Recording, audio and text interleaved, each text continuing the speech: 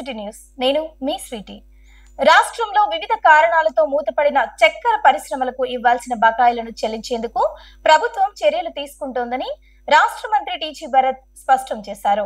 ఈ మేరకు రాష్ట్ర శాసనసభలో పలువురు సభ్యులు చక్కెర పరిశ్రమల మూసివేతపై అడిగిన ప్రశ్నలకు ఆయన సమాధానమిచ్చారు. రాష్ట్రంలోని షుగర్ ఫ్యాక్టరీల బకాయిలు చెల్లించేందుకు ప్రభుత్వం చర్యలు తీసుకుంటోందని రాష్ట్ర పరిశ్రమలు, వాణిజ్యం, ఫుడ్ ప్రాసెసింగ్ శాఖ మంత్రి టీజీ భరత్ చెప్పారు. శాసన మండలిలో పలువురు సభ్యులు రాష్ట్రంలో చక్కెర పరిశ్రమలు మూతపడడంపై అడిగిన ప్రశ్నకు ఆయన సమాధానమిచ్చారు. రాష్ట్రంలో మొత్తం 29 షుగర్ ఫ్యాక్టరీలు ఉండగా అందులో 10 కోఆపరేటివ్ సొసైటీ కింద మరో 19 ప్రైవేటు అన్నారు. ఫ్యాక్టరీల మూసివేతకు ప్రధానంగా వారి రేటింగ్ సామర్థ్యాలకు తగినంత చెరకు అందుబాటులో లేకపోవడం, లేబర్ కాస్ట్ పెరిగిపోవడం, భారీగా పెరిగిపోయిన నష్టాల వల్ల ఆర్థిక పరిస్థితి బలహీనమైపోవడం, చక్కెర అమ్మకపు ధరతో పోల్చితే ఉత్పత్తికి అయ్యే ఖర్చు ఎక్కువ అవ్వడమని ఆయన పేర్కొన్నారు. 19 ప్రైవేటు ఫ్యాక్టరీలలో 4 రన్నింగ్లో ఉన్నాయన్నారు. కోఆపరేటివ్ సొసైటీ కింద ఉన్న 10 ఫ్యాక్టరీలలో 1 మాత్రమే రన్నింగ్లో ఉందని, అది కూడా గత సంవత్సరంలోనే అన్నారు. ఫ్యాక్టరీలకు సంబంధించిన బకాయిలను చెల్లించేందుకు ప్రభుత్వం తగిన చర్యలు తీసుకుంటోందన్నారు. ఇప్పటికే 10 కోట్ల వరకు బకాయిలు చెల్లించామని అన్నారు. ఇక కార్మిక సమస్యలను అధిగమించేందుకు వ్యవసాయ యాంత్రీకరణను ప్రోత్సహించే ఉద్దేశంతో ఎస్ఎంఏఎం పథకం ద్వారా సబ్సిడీ ఆధారంగా వ్యవసాయ పనిముట్లు సరఫరా చేయడం, చక్కెరపై వ్యాట్ మరియు జీఎస్టీని రద్దు చేయడం ద్వారా రాష్ట్రంలో చెరకు సాగుదారులకు ప్రభుత్వం పూర్తి స్థాయిలో మద్దతు ఇస్తోందన్నారు. Question number 13953 minister for industries. Good afternoon chairman sir. First ప్రశ్నకి JSW Rayalaseema steel plant limited with 1 million tons per annum కెపాసిటీతో phase 1 కంప్లీట్ చేస్తారు అధ్యక్ష. దాని కాస్ట్ ఆఫ్ ప్రాజెక్ట్ వచ్చి 4500 కోట్లు, దాదాపు 1000 మంది ఉద్యోగాలు వస్తుంది. ఈ జిఓ నంబర్ 131 27/25లో ఇవ్వడం జరిగింది ఈ జిఓ. రెండో ప్రశ్నకు సమాధానం, డిపిఆర్ ప్రకారం January 26న స్టార్ట్ చేయబోతున్నారు. బట్ పార్ట్నర్షిప్ సమ్మిట్ ఉంది కాబట్టి దానికి ముందే స్టార్ట్ చేయాలని రిక్వెస్ట్ చేయడం జరుగుతోంది. సో కంపెనీ అధికారులతో మాట్లాడడం జరుగుతోంది. అయితే తొందరలో స్టార్ట్ చేస్తాం. But as per DPR January 26న స్టార్ట్ చేస్తారు వర్క్స్ అయితే. అండ్ మూడో ప్రశ్నకు సమాధానం, JSW రాయలసీమ స్టీల్ లిమిటెడ్ వాళ్ళు వర్క్స్ ని టేకప్ చేస్తారు అధ్యక్ష. నగరంలోని వ్యవసాయ మార్కెట్ యార్డులో రైతుల నుంచి కొనుగోలు చేసిన ఉల్లి పంట అధిక మొత్తంలో నిల్వ ఉండడంతో వాటిని బహిరంగ వేలం ద్వారా అమ్మకాలు సాగించారు. ఈ నేపథ్యంలో రైతుల నుంచి తాత్కాలికంగా 2 రోజుల పాటు కొనుగోళ్లను నిలిపివేశారు. నగరంలోని వ్యవసాయ మార్కెట్ యార్డులో రాష్ట్ర ప్రభుత్వం మార్క్ఫెడ్ ద్వారా కొనుగోలు చేసిన ఉల్లి పంట అధిక మొత్తంలో నిల్వ ఉన్న నేపథ్యంలో రైతుల నుంచి ఉల్లి కొనుగోలును అధికారులు తాత్కాలికంగా నిలిపివేశారు. ప్రస్తుతం వ్యవసాయ మార్కెట్ యార్డులో నిల్వ ఉన్న ఉల్లి పంటను ఇతర ప్రాంతాలకు అమ్మడంతో పాటు వ్యాపారులకు, హోటళ్లు, హాస్టల్స్ వంటి సంస్థలకు అమ్మకాలను కొనసాగించారు. ఉల్లి పంటకు సరైన గిట్టుబాటు ధర లేదని రైతులు ఆందోళన వ్యక్తం చేస్తున్న నేపథ్యంలో రాష్ట్ర ప్రభుత్వం క్వింటాళ్లు ఉల్లికి 1200 రూపాయలు చెల్లిస్తూ మార్క్ఫెడ్ ద్వారా ఏర్పాటు చేసిన కొనుగోళ్లను ఇటీవల రాష్ట్ర మంత్రి టీజీ భరత్ ప్రారంభించిన విషయం అందరికీ తెలిసిందే. అప్పటి నుంచి మార్కెట్ యార్డుకు వచ్చిన ఉల్లి పంటను ఏ రోజుకు ఆ రోజు క్వింటాళ్లకు 1200 రూపాయలు చొప్పున చెల్లిస్తూ అధికారులు కొనుగోలు చేశారు. అయితే ఎగుమతులు ఆశించిన స్థాయిలో లేకపోవడంతో వాటిని నిలువ చేశారు. ఈ క్రమంలో ఉల్లి పంట అసాధారణ రీతిలో మార్కెట్ యార్డులో నిల్వ ఉండిపోయింది. ఈ పరిస్థితిని దృష్టిలో ఉంచుకుని తాత్కాలికంగా రైతుల నుంచి ఉల్లి పంటను కొనుగోలు చేయడానికి నిలిపివేసిన అధికారులు మార్కెట్ యార్డులో నిల్వ ఉన్న ఉల్లి పంటను విక్రయించేందుకు బహిరంగ వేలం నిర్వహించారు. ప్రస్తుతం మార్కెట్ యార్డులో నిల్వ ఉన్న ఉల్లి పంట మొత్తం అమ్మకం పూర్తి కాగానే రైతుల నుంచి తిరిగి కొనుగోళ్లను ప్రారంభిస్తారు. ఉమ్మడి కర్నూలు జిల్లాలో అక్రమ లేఅవుట్లు వేసిన రియల్ ఎస్టేట్ వ్యాపారులు వెంటనే ప్రభుత్వం నిబంధనల ప్రకారం వాటిని రెగ్యులరైజ్ చేసుకోవాలని Kurnool urban development authority chairman Somisetti Venkateswarlu సూచించారు. తాము జారీ చేసిన నోటీసులకు స్పందించకపోతే చట్ట ప్రకారం చర్యలు తీసుకుంటామని హెచ్చరించారు. నంద్యాల జిల్లా పరిధిలోని నందికోట్కూరులో జరిగిన విలేకరుల సమావేశంలో Kurnool urban development authority chairman Somasetty Venkateswarlu మాట్లాడుతూ జిల్లాలో అక్రమ లేఅవుట్లు వేసిన రియల్ ఎస్టేట్ వ్యాపారుల ప్రభుత్వ నిబంధనల ప్రకారం వాటిని క్రమబద్ధీకరించుకోవాలని సూచించారు. ఉమ్మడి కర్నూలు జిల్లాలో తాను మొత్తం పర్యటించానని, చాలా ప్రాంతాల్లో కూడా అనుమతి లేకుండా అక్రమ లేఅవుట్లలో రియల్ ఎస్టేట్ వ్యాపారం చేస్తున్నారని గుర్తించినట్లు తెలియజేశారు. అలాంటి వారికి నోటీసులు జారీ చేశారని, అయినప్పటికీ వారి నుంచి స్పందన రాకపోవడం శోచనీయమని అన్నారు. అక్రమ లేఅవుట్లు వేసిన వారిని ఉపేక్షించే పరిస్థితి లేదని, వారిపై చట్ట ప్రకారం చర్యలు తీసుకుంటామని తెలియజేశారు. భూములు కొనేవారు కూడా లేఅవుట్లను అనుమతులు ఉన్నాయా లేవా అన్నవి సరిచూసుకుని కొనుగోలు చేయాలని, లేకపోతే బ్యాంకుల నుంచి రుణాలు రాకపోగా ఎలాంటి సౌకర్యాలు కల్పించే పరిస్థితి ఉండదని సోమశెట్టి వెంకటేశ్వర్లు స్పష్టం చేశారు. అందుకని ఎక్కడ కూడా కొన్ని గ్రామాల్లో చూసాము, పెద్ద పెద్ద బిల్డింగ్లు కట్టారు. 7 సెంట్ ఇస్పెట్టి 15 సెంట్ 20 సెంట్ కూడా కట్టారు. కానీ ఈ జాగాలో కళ్యాణ మండపాలు కట్టారు. అవి పర్మిషన్ లేదు కూడా. లేఅవుట్ లేకుండా ఏది అక్రమ లేఅవుట్ చేసినా వాళ్ళ మీద చర్యలు తప్పవు. ఉన్నటువంటి పంచాయతీ సెక్రటరీలో కూడా మేము ఇలా మీటింగ్లో చెప్పకపోతే మీ పని మీరు చేయండి. వెనక ఎవరిన పొలిటికల్ లీడర్స్ ఎవరైనా మీరు ప్రెజర్ చేస్తే అక్కడ ప్రెజర్ ఉంటుంది.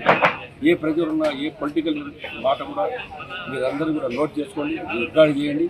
వాళ్ళు చేసిన రికార్డు మాకు చెప్పండి. అది పై వాళ్ళ ముఖ్యమంత్రి గారికి తెలిపి వాళ్ళ మీద కూడా మేము ఎప్పుడు కూడా ఎవరు పంచాయతీ నాన్ లేఅవుట్ కింద సపోర్ట్ చేసినా వాళ్ళ మీద కూడా నేరబోతుంది. వాళ్ళు కూడా తప్పు చేసినట్టు అవుతుంది. ఇది నిజంగా ఏ విషయాలైనా సరే ముఖ్యమంత్రి గారు తెలియజేయడం జరుగుతుంది. కాబట్టి ఈరోజు రాష్ట్రం ఒక మంచి అవకాశం ఇచ్చింది. ఈ అవకాశం సద్వినియోగం చేసుకోకుండా మీరు ఇగినటువంటి నాన్ లేఅవుట్ ఇంకా ముందు ఇలాగే జరిగితే మాత్రం మంచి పద్ధతి కాదు. పంచాయతీ సెక్రటరీ కూడా మేము ఇక్కడ ఎందుకు చెప్తున్నామంటే ఈరోజు మీ ఫుల్ పవర్స్ ఉన్నాయి. బిల్డింగ్లు అనాథుడి కట్టి కూలగొట్టే బాధ్యత మీ మీద ఉంది. అదేవిధంగా నాన్ లేఅవుట్ కింద ప్లాట్ చేస్తే అది డిమాలిష్ చేసేది కూడా మీకే అధికారం ఉంది. ఇన్ని అధికారాలు పెట్టుకొని ప్రభుత్వానికి ఆదాయం కాకుండా గండి కొట్టి మాత్రం ఏ తప్పు జరిగినా సంబంధిత పంచాయతీ ఏదన్నా అక్రమ లేఅవుట్ అయి ప్రభుత్వానికి నష్టం వస్తే ఆ పంచాయతీ సెక్రటరీతో బాధ్యత అవుతుంది. వాళ్ళ మీద కూడా చర్యలు తీసుకోవడం జరుగుతుంది. అందుకని ఇవాళ ప్రభుత్వం సీరియస్గా ఉంది. ఇంత సీరియస్గా ఉన్నా కూడా నాకేం లే, ఏమవుతుంది, నాకు ఎవడో లీడర్ ఉన్నాడు, ఆ లీడర్ని పట్టుకుంటా నేను చూసుకుంటా అంటే అవన్నీ సాగవు. అవన్నీ ఆట కట్టాల్సిందే. ప్రభుత్వానికి కట్టాల్సినటువంటి మాకు చెల్లించాల్సిందే, రెగ్యులరైజ్ చేసుకోవాల్సిందే. లేకుంటే మాత్రం సీరియస్గా ఉంటుంది ఈసారి. ఆలూరు మండలం పరిధిలోని మనేకుర్తి గ్రామంలో ఆరాధ్య దైవం భక్త కనకదాసు విగ్రహాన్ని ధ్వంసం చేసిన వారిని వెంటనే అరెస్టు చేయాలని టీడీపీ బీసీ విభాగం అధికార ప్రతినిధి కార్పొరేటర్ పరమేష్ డిమాండ్ చేశారు. ఈ మేరకు నగరంలోని జరిగిన విలేకరుల సమావేశంలో ఆయన మాట్లాడారు. నగరంలో జరిగిన విలేకరుల సమావేశంలో తెలుగుదేశం పార్టీ బీసీ విభాగం అధికార ప్రతినిధి కార్పొరేటర్ కురువ పరమేష్ మాట్లాడుతూ ఆలూరు మండలం పరిధిలోని మనేకుర్తి గ్రామంలో కురువల ఆరాధ్య దైవం భక్త కనకదాసు విగ్రహాన్ని ధ్వంసం చేసిన వారిని వెంటనే అరెస్టు చేయాలని డిమాండ్ చేశారు. కురువలు ఎంతో ఆరాధించే భక్త కనకదాసు విగ్రహాన్ని గ్రామానికి చెందిన కొందరు ధ్వంసం చేసి కురువల మనోభావాలను దెబ్బతీశారని వివరించారు. ఆ గ్రామంలో కురువ సామాజిక వర్గ ప్రజలు అధిక సంఖ్యలో ఉన్నప్పటికీ విగ్రహాన్ని ధ్వంసం చేయడం శోచనీయమని అన్నారు. కురువలు సహజంగానే మంచివారని, వారి మంచితనాన్ని ఆసరాగా తీసుకుని తమ కులదైవం భక్త కనకదాసు విగ్రహంపై దాడి చేయడం ఎంతవరకు సబబని ప్రశ్నించారు. ఇలాంటి ఘటనలు పునరావృతం కాకుండా ఉండాలంటే వెంటనే విగ్రహాన్ని ధ్వంసం చేసిన వారిని అరెస్టు చేసి శిక్షించాలని వారు డిమాండ్ చేశారు. 10వ తారీఖు రాత్రి ఆలూరు మండలం మనేకుర్తి గ్రామంలో కురువల ఆరాధ్య దైవమైనటువంటి భక్త కనకదాసు విగ్రహం పై కొంతమంది దుండగులు వారి యొక్క రాతి విగ్రహాన్ని సుత్తెలతో కొట్టి వారి యొక్క విగ్రహాన్ని ధ్వంసం చేసి పగలగొట్టడం జరిగింది. అంటే కురువలు భక్త కనకదాస్ గారిని ఆరాధ్య దైవంగా కొలుసుకునే వారి విగ్రహాన్ని పగలగొట్టడం అనేది కురువల మనోభావాన్ని మాకు అవమానకరంగా చేయడం జరిగింది. కనుక ఈ విగ్రహానికి పగలగొట్టడానికి ఎవరైతే పాల్పడ్డారో వాళ్ళ పైన అధికారులు చర్యలు తీసుకొని కఠినమైన చర్యలు తీసుకొని వాళ్ళని శిక్షించవలసిందిగా కోరుతున్నాం. ఎందుకంటే అక్కడున్న గ్రామస్తులు భయభ్రాంతులకు గురవుతున్నారు. ఎందుకంటే గ్రామంలో కురువలు అత్యధికంగా ఉన్నారు. గ్రామంలో మన మనేకుర్తి గ్రామంలో ఉన్న కురువలు అంతమంది పెట్టుకొని కూడా ఈ రోజు విగ్రహంపై దాడి చేసి పగలగొట్టినారంటే మరి కురువలు ఏ విధంగా మలుచుకోవాలో అర్థం కావట్లేదు. ఎందుకంటే కురువలంటే మంచితనానికి మారు పేరు. మా మీద ఈరోజు విగ్రహం మీద దాడి చేశారు, మా దైవం మీదనంటే ప్రతి ఒక్క కురువ కులస్తుల మీద దాడి చేసినట్టే కనుక దీనిపైన అధికారులు త్వరగా వారు ఎవరైతే చేశారో వారి మీద చర్యలు తీసుకొని ఈ యొక్క మా యొక్క మనోభావాలని దెబ్బతీయకుండా చేయవలసిందిగా నేను ఈ వీడియో ముఖంగా తెలియజేస్తున్నాను. థ్యాంక్ యూ అన్న. మహిళల ఆరోగ్య పరిరక్షణతో కుటుంబాలు బలోపేతం అవుతాయని జిల్లా ఇన్ఛార్జ్ కలెక్టర్ డాక్టర్ బి నవ్య అన్నారు. పట్టణ ప్రాథమిక ఆరోగ్య కేంద్రంలో జరిగిన కార్యక్రమంలో ఆమె పాల్గొన్నారు. నగరంలోని ఏ క్యాంప్లో ఉన్నటువంటి పట్టణ ప్రాథమిక ఆరోగ్య కేంద్రంలో మహిళా శిశు సంక్షేమ శాఖ ఆధ్వర్యంలో స్వస్థ్ నారీ సశక్త్ పరివార్ అభియాన్ మాసోత్సవాలు 8వ రాష్ట్రీయ పోషణ్ మాహ్ కార్యక్రమాలను నిర్వహించారు. ఈ సందర్భంగా జరిగిన సమావేశంలో జిల్లా ఇన్ఛార్జ్ కలెక్టర్ శ్రీమతి డాక్టర్ బి నవ్య మాట్లాడుతూ ప్రతి స్త్రీ ఆరోగ్యంగా ఉంటే కుటుంబం ఆరోగ్యంగా ఉంటుందనే ఉద్దేశంతో ప్రధానమంత్రి గారు స్వస్థ్ నారీ సశక్త్ పరివార్ అభియాన్ కార్యక్రమాలను ఈ రోజు ప్రారంభించడం జరిగిందన్నారు. అదేవిధంగా 8వ రాష్ట్రీయ పోషణ్ మాహ్ కార్యక్రమాలను కూడా ఈ రోజు నిర్వహించుకోవడం జరుగుతుందన్నారు. స్త్రీ ఆరోగ్యంగా ఉండడం ఎంత ముఖ్యమైనదని గవర్నమెంట్ ఆఫ్ ఇండియా వారు స్వస్థ్ నారీ సశక్త్ పరివార్ అభియాన్ కార్యక్రమాలను క్యాంపెయిన్ మోడ్లో ఈ కార్యక్రమాన్ని లాంచ్ చేయడం ద్వారా తెలియజేస్తున్నారన్నారు. మన ఇంట్లో అందరూ తిన్న తర్వాతే అమ్మ భోజనం చేయడం అప్పుడప్పుడు మనం గమనిస్తూనే ఉంటామని, అది కరెక్ట్ కాదని అందరూ కలిసి భోజనం చేయాలన్నారు. అమ్మల ఆరోగ్యానికి ప్రత్యేక ప్రాముఖ్యత ఇస్తూ అందుకు పెద్దపీట వేస్తూ ఈ కార్యక్రమాన్ని ప్రభుత్వం ప్రారంభించడం జరిగిందన్నారు. ముఖ్యంగా ఇప్పుడు మనం చూసుకుంటే మన జీవనశైలి విధానం లైఫ్ స్టైల్ మోడిఫికేషన్ ద్వారా కూడా కొంత హెల్దీగా ఉండే పరిస్థితి ఉంటుందన్నారు. ముఖ్యంగా పోషక విలువలు ఉన్న ఆహారం తీసుకోవాలని విషయంపై ఎక్కువ శ్రద్ధ వహించాల్సిన అవసరం ఉంటుందని, బ్యాలెన్స్డ్ డైట్ తీసుకోవాల్సిన అవసరం ఉందన్నారు. మన ఆంధ్రప్రదేశ్ రాష్ట్రంలో రైస్ ఎక్కువగా తింటామని, ప్రోటీన్ కాంపోనెంట్లు చాలా తక్కువగా ఉంటుందన్నారు. పప్పులు, మిల్లెట్స్, రాగులు, సజ్జలు, కొర్రలు, అలాగే పప్పు దినుసులు లాంటివి మన ఆహారంలో ఎక్కువ శాతం మనం తీసుకునే విధంగా ప్రజలలో అవగాహన వచ్చిందన్నారు. అలాగే ముడి పదార్థాలు, కార్బోహైడ్రేట్లు లాంటివి వినియోగం చేయడం తక్కువ చేసుకోవాలన్నారు. కార్బోహైడ్రేట్లు వినియోగం చేయడం వల్ల ఒబెసిటీ ప్రాబ్లం ఎక్కువగా వస్తుందన్నారు. సమతుల్యమైన ఆహారాన్ని అందరూ కూడా ఇదొక లైఫ్ స్టైల్, మన జీవన శైలిలో దీన్ని ఒక భాగంగా చేసుకోవాలన్నారు. పిల్లలకి చిన్నప్పటి నుంచి ఈ జీవన శైలిని అలవాటు చేయాలన్నారు. కొర్రలు, సజ్జలతో ఆహార పదార్థాలు చేసి పిల్లలకి తినిపిస్తే మంచిగా పోషక విలువలు ఉన్న సమతుల్యమైన ఆహారం పిల్లలకి అందుతుందన్నారు. పిల్లలకి కంపల్సరీగా ప్రోటీన్ బేస్డ్ డైట్ ఇవ్వడం అనేది చాలా ముఖ్యమైనదని అన్నారు. ఒత్తిడి, ఆందోళన వల్ల బీపీ అనేది ఎక్కువగా వస్తుందన్నారు. బీపీ ద్వారా గుండె సంబంధిత సమస్యలు, నరాలకు సంబంధించిన సమస్యలు వచ్చే అవకాశం ఉందన్నారు. మహిళలలో ఎక్కువగా మెనోపాజ్ టైంకి ఎముకలు బలహీనత పడి నడవడం కష్టంగా ఉండడం లాంటివి చూస్తూ ఉంటామన్నారు. వీటన్నిటినీ అధిగమించడానికి మానవ జీవన శైలిలో యోగాని ఒక విధానంగా మార్చుకోవాలని అన్నారు. యోగాంధ్ర కార్యక్రమంలో భాగంగా ప్రోటోకాల్ ప్రకారం నేర్చుకున్న యోగా కార్యక్రమాలను ప్రతిరోజు కాసేపు చేసిన యెడల ఒత్తిడి, ఆందోళనకి సంబంధించిన సమస్యలు తలెత్తకుండా ఉంటాయని అన్నారు. యోగా చేయడం ద్వారా చదువుకునే పిల్లల్లో ఏకాగ్రత మరియు దృష్టి పెరుగుతుందన్నారు. అదేవిధంగా వాకింగ్ కూడా రోజుకి అరగంట చేసినా ఆరోగ్య సమస్యలు రాకుండా ఉంటాయన్నారు.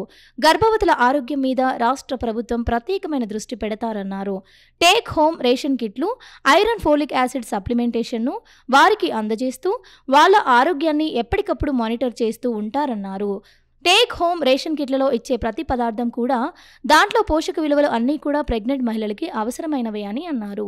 గర్భవతులు వాటిని తినడం చాలా అవసరమని, అప్పుడే కడుపులో ఉన్న బిడ్డ ఎదుగుదల బాగుంటుందని, ప్రాపర్గా మంచి వెయిట్తో బేబీ డెలివరీ జరుగుతుందన్నారు. పోషణ్ మాహ్ కార్యక్రమాలు సెప్టెంబర్ 17 నుండి అక్టోబర్ 16 వరకు నెల రోజుల వరకు ఈ కార్యక్రమం జరుగుతుందన్నారు. స్వస్థ్ నారీ సశక్త్ పరివార్ అభియాన్ మహిళల ఆరోగ్యం కోసం ప్రత్యేక వైద్య శిబిరాలు, స్క్రీనింగ్ ప్రోగ్రాం కూడా సెప్టెంబర్ 17 నుండి అక్టోబర్ 2వ తేదీ వరకు నిర్వహించడం జరుగుతుందన్నారు. ప్రతి ఒక్క మహిళ కూడా స్క్రీనింగ్ పరీక్షలను చేయించుకోవాలని ఇన్ఛార్జ్ కలెక్టర్ మహిళలకి సూచించారు. రొమ్ము క్యాన్సర్ కానీ, యుటరస్ క్యాన్సర్ కానీ ఇది మహిళలో ఎక్కువగా ఉంటాయి కాబట్టి అప్పుడప్పుడు చెకప్ చెకప్ చేయించుకోవాలని ఇన్ఛార్జ్ కలెక్టర్ మహిళలకు సూచించారు. అనంతరం ఇన్ఛార్జ్ కలెక్టర్ గర్భిణీ స్త్రీలకు శ్రీమంతం, చిన్నపిల్లలకి అన్నప్రాసన కార్యక్రమాన్ని నిర్వహించారు. అక్కడే ఏర్పాటు చేసిన అంగన్వాడీ స్టాల్ను కూడా పరిశీలించారు. స్క్రీనింగ్ పరీక్షలకు సంబంధించిన వాటిని, బ్లడ్ డొనేషన్ కార్యక్రమాలను ఇన్ఛార్జ్ కలెక్టర్ ప్రారంభించారు. కార్యక్రమంలో స్టేట్ నోడల్ అధికారులు Ramanatham, doctor Naresh, ICDS PD Vijaya, DMHO ఓడా Shantikala, DCHS doctor Zafarulla, DIO doctor Nagaprasad, corporator Padmalatha తదితరులు పాల్గొన్నారు. ఇవి ఇవాల్టి సిటీ న్యూస్. తిరిగి రేపు ప్రసారమయ్యే సిటీ న్యూస్ లో మళ్ళీ కలుసుకుందాం. అంతవరకు చూస్తూనే ఉండండి సిటీ న్యూస్.